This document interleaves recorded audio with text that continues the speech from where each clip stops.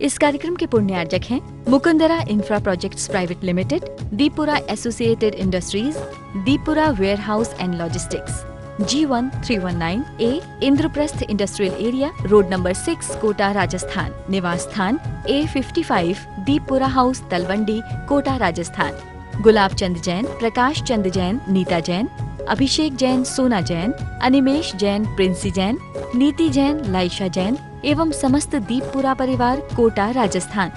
स्वामी रत्कर्ण स्वाकाचार्य के इस 46 श्लोक के अंदर बता रहे हैं, चरणायोग का लक्षण बताया जा रहा है। चरणानुयोग जो होता है उसका लक्षण बता दिया, और अब द्रव्यानुयोग की बात, कितनी सुंदर बात कही पिछले श्लोक के अंदर। उत्पत्ति, वृद्धि और रक्षा, दौलत पैदा कैसे होती है, खुशियां कैसे पैदा होती है, श्वास कैसे पैदा होता है, समुद्र में मधुरता कैसे पैदा होती है, अध्यात्म में मन कैसे लगना शुरू होता है, भीतर भक्ति कैसे पैदा होती, ज्ञान कैसे पैदा होता। पैदा होना पर्याप्त नहीं होता है, अब दिनों दिन उन्नति होती रहे, वृद्धि होती रहे, और अगला क्या, रक्षा होती रहे। कहीं कुछ ऐसा ना हो जाए, कोई समस्या पैदा हो, कोई बाधा पैदा हो, और वो जो एक हाइट मिली थी लाइफ में, या स्वास्थ्य की ऊंचाई मिली थी, शोहरत की या दौलत, कोई सी ऊंचाई जीवन में मिली थी, वो ऊंचाई की खत्म ना हो जाए, ऊंचाई नष्ट ना हो जाए, उसके लिए प्रयास करते रहने का नाम होता है चरणानुयोग। और अब द्रव्यानुयोग की बातें आप यूं मत समझना, आप ये मत सोच लेना हम ग्रंथ का स्वाध्याय कर रहे हैं। जब भी ग्रंथ आपकी आंखों के सामने आए तो क्या बोलते हैं उसको, जो थॉट पैटर्न जो होता है, जो सोच का तरीका इंसान का होता है, चिंतन की जो धारा होती है, उस धारा को चेंज करना पड़ेगा। जब कोई ग्रंथ आपके सामने आए, ग्रंथ सुनने का सौभाग्य प्राप्त हो, ग्रंथ पढ़ने का सौभाग्य आपको प्राप्त हो, तो आप ऐसा मत सोचना कि कोई मोक्ष शोक्ष की बात ही होगी। नहीं, दोनों बात ही होगी, कामदम मोक्षदम। दुनिया में कैसे उन्नति ऊंचाई की तरफ आगे बढ़े, और साथ ही साथ अध्यात्म में कैसे हम हर रोज नए नए उजालों को हम अपनी नंगी आंखों से रूबरू करते रहे, देखते रहे। तो दोनों बातें, यही गड़बड़ी विज्ञान के अंदर हो गई।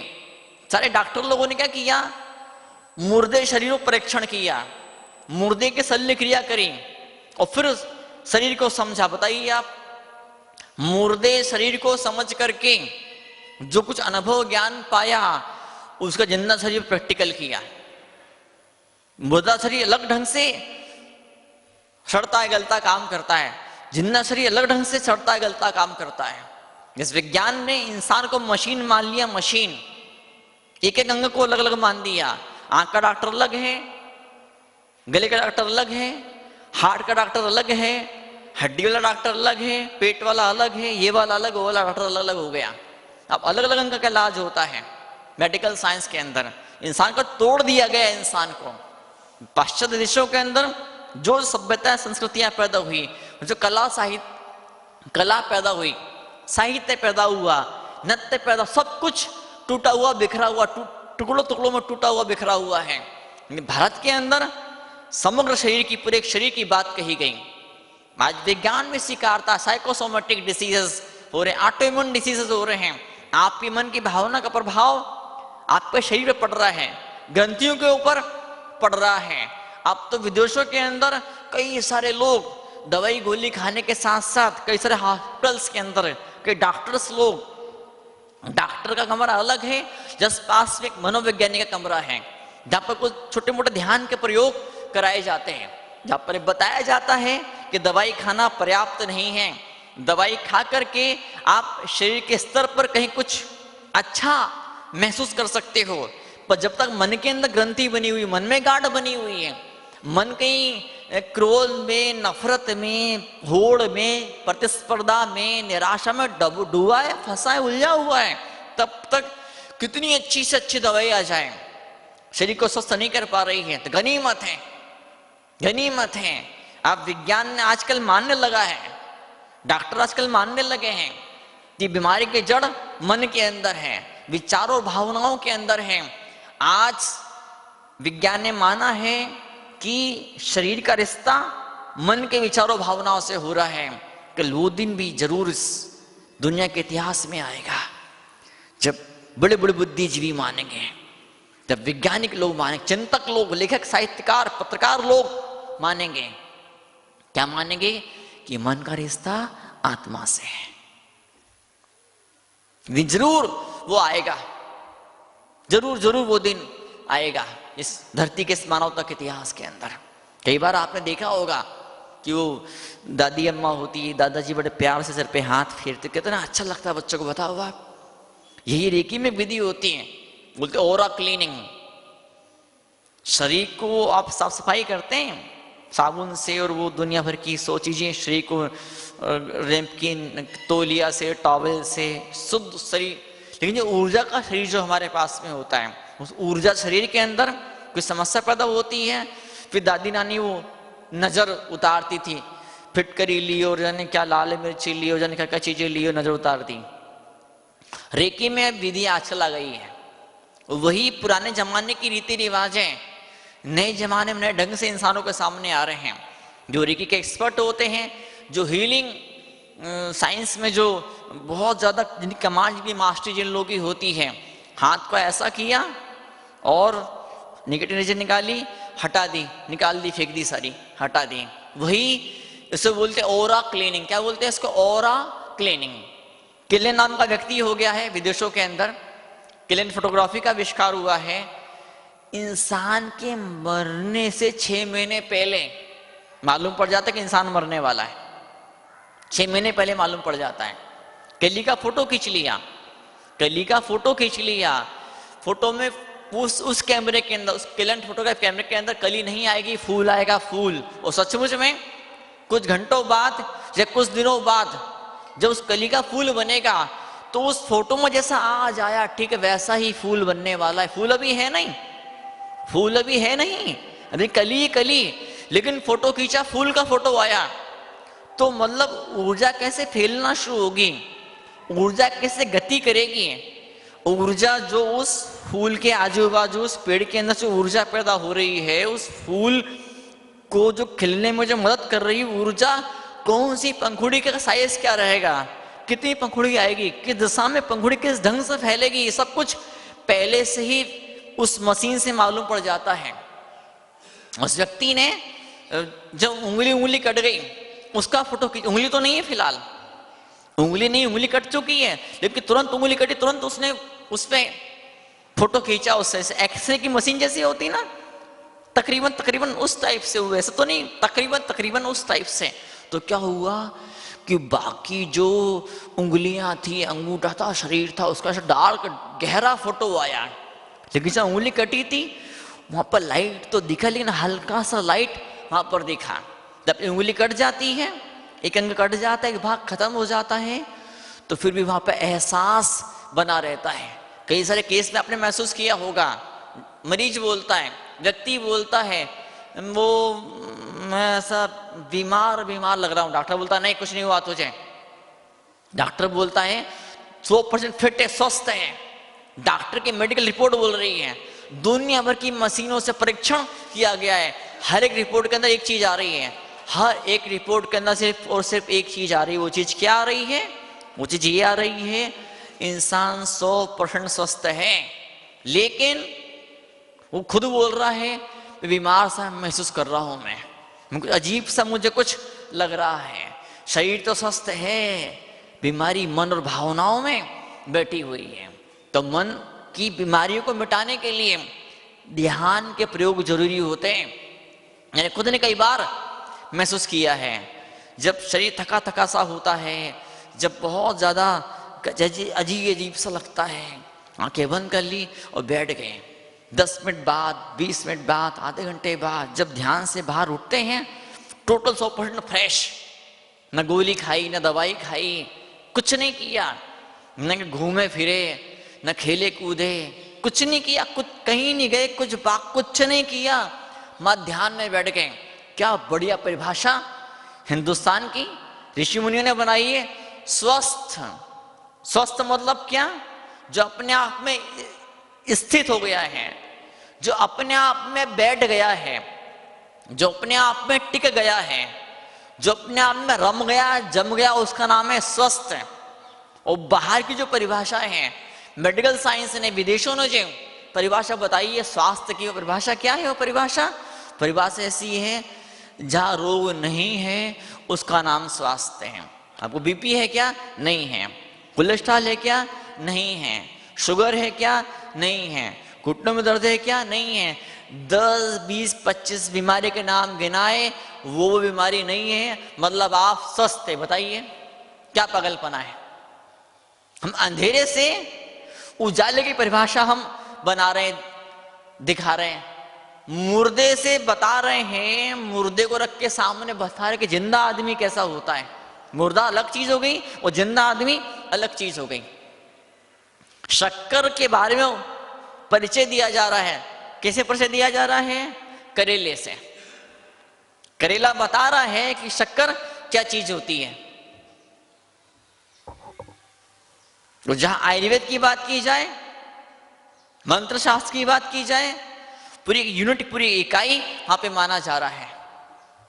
टुकड़ों में टूटा हुआ इंसान टूटे, बड़ा प्यारा शब्द है, अखंड है, अक्षत, अक्षय प्राप्त स्थान निरपामिति स्वाक्षतम निरपामिति स्वाक्षत, जो टूटा नहीं भीतर से। एक भाग कह रहा ऐसा कर लो, दारू पी लो, चोरी कर लो, ऐसा कर लो, नहीं, लोग क्या बोलेंगे, कैसी बदनामी हो जाएगी, नजर में गिर जाऊंगा, लोगों की रेपुटेशन खराब हो जाएगी। तो मन को दबा दिया। हमने अपने मन के किसी एक भाग को दबा दिया, दूसरे भाग को आगे बढ़ा दिया, दूसरे भाग को हमने ऊंचा उठ जिता दिया, तो क्या होता है? हमारा मन टूटना शुरू हो जाता है। टुकड़ों टुकड़ों में मन टूटना शुरू हो जाता है। और जब ध्यान की विधियां जब हमारे हाथ में लगती हैं, जब हम मंत्रों का भी जाप ध्यान पूर्वक जब मंत्रों का जाप करते हैं, ध्यान पूर्वक, शास्त्रों में ऐसा आता है, आंखें बंद करिए, शिखर जी की यात्रा करिए, आंखें बंद करिए, चंपापुर की तीर्थों की यात्रा कीजिए, आंखें बंद कीजिए, अमुक मुनिराज को आहार देकर के आइए, आंखें बंद करिए, ध्यान की अवस्था में अमुक मुनि महाराज के विहार में आप शामिल हो जाइए। क्या सारा खेल ध्यान का खेल है? सारा खेल ध्यान का खेल। ज्ञानार्णव ग्रंथ के अंदर आता है, अमुक अमुक तरह का ध्यान किया जाए तो उसे अमुक अमुक तरह की बीमारियां खत्म होना शुरू हो जाती हैं। वो एक बार ऐसा ही हुआ, मैं गांव में गया तो लोग बोले महाजी कुछ स्पेशल, कुछ नया, कुछ होना चाहिए। तो मैंने 8-10 लाइन लिख के दे दी कि वैज्ञानिक विधियों से असाध्य रोग का इलाज, असाध्य रोग का इलाज मनोविज्ञान के माध्यम से। तो उन्होंने इस पर्चे को गायब कर दिया। उन्होंने इस पर्चे को, उनको विश्वास भी नहीं हुआ, उनके समझ में भी नहीं आया कि मतलब मनोविज्ञान से असाध्य रोग कैसे ठीक हो सकते हैं। कुछ लोग शरीर को सिर्फ शरीर मानते हैं, कुछ लोग शरीर को सिर्फ शरीर मानते हैं, कुछ लोग मैं तो चैतन्य स्वरूप हूं, मैं चैतन्य स्वरूप आत्मा, वो सिर्फ आत्मा के पीछे पड़े रहते हैं, शरीर को इग्नोर, शरीर पर ध्यान ही नहीं देते हैं। शरीर नाम की चीज भी है ऐसा वो सोचते ही नहीं है, मैं तो मात्र आत्मा हूं, मात्र आत्मा हूं। कुछ लोग ऐसा डूबते दुनिया गृहस्थी में, संसार में, कि उन्हें शरीर शरीर दिखाई देता है, आत्मा आंखों से ओझल हो जाती है। लेकिन अध्यात्म क्या बोलता है? किन्हीं अर्थों में किसी अपेक्षा से हम शरीर भी हैं और किसी अपेक्षा से हम आत्मा भी हैं, और किसी अपेक्षा से हम दोनों का मिला हुआ रूप भी है। किसी अपेक्षा से बिल्कुल मैं सिर्फ शरीर हूं, किसी अपेक्षा से मैं सिर्फ आत्मा हूं, और किसी अपेक्षा से, किसी नजरिए से मैं दोनों का एक मिला जुला रूप भी हूं। जो पद्धतियों का जब आविष्कार हो रहा है, जब बिजनेस की बाधाओं को मिटाना होता है, चाहे स्वास्थ्य संबंधी ऊंचाइयों को पाना है, चाहे रिश्तों के अंदर सुंदरता पैदा करनी है, चाहे मोक्ष की यात्रा करनी है, एक चीज को पकड़ करके हम जिंदा नहीं रह सकते हैं। तो दो जोड़े चलते हैं। अच्छा, समुद्र स्वामी श्लोक के अंदर लिखते हैं, दो जोड़े चलते हैं, जीव का और अजीव का, बंध का और मोक्ष का, पुण्य का और पाप का। किसी एक पहलू पर अगर हम नजर कर लेंगे, मात्र उत्तर ध्रुव रहेगा, दक्षिण ध्रुव नहीं रहेगा, तो जिंदगी चल नहीं पाएगी। दोनों ध्रुव जीवन में जरूरी होते हैं, तो यही काम दुर्भाग्यों का होता है। लेकिन इतना बड़ा दुर्भाग्य, ऐसे महान ग्रंथों को पा करके भी लोग किसी एक पक्ष की तरफ झुक जाया करते हैं। कोई व्यवहार की शरण ले लेता है, तो कोई निश्चय के अंदर ही घुस जाता है, व्यवहार को टोटल 100% दिमाग से निकाल देता है। लेकिन जो ज्ञानी पुरुष होता है, सम्यक ज्ञानी पुरुष जो होता है, तीर्थंकर भगवंतों के अमृत को जिसने पिया हुआ होता है, वो समझता है जहां जैसा मौका होता है, जहां जैसी परिस्थिति होती है, वहां उस अपेक्षा, उस दृष्टिकोण से, उस नजरिए से वो बात को समझता है, सीखता है, वो काम करने की शुरुआत कर दिया करता है। तो आज ये क्षण है हमारे बीच में, चतुर्मास की पावन बेला खत्म हो चुकी है, निर्वाण उत्सव मनाया जा चुका है, लाडू चढ़ चुके हैं और अब नया साल शुरू हो रहा है। कितना बड़ा पवित्र त्योहार जैनों का नया साल। बाकी धर्म संस्कृतियों के अंदर अपने अपनी संस्कृतियों के संस्थापक लोगों ने जो नए साल की स्थापना करी है, मुस्लिम धर्म के अंदर, क्रिश्चियनिटी के अंदर और वैष्णव के अंदर जितना जोर शोर से वो नए साल को मनाते, उतना जोर शोर से जैन लोग नए साल को, कई जैनों को तो ये भी नहीं मालूम है कि आज हमारा नया साल है, आज साल का पहला दिन, कई को तो ये भी नहीं मालूम, कई लोगों को। उन्हें सिर्फ एक चीज मालूम होती है, इकोनॉमिकल ईयर, बही खाते क्लोज कर दिए, 31 मार्च खत्म हो गई, अब 1 अप्रैल से नए बही खाते, नए रजिस्टर चालू होते हैं।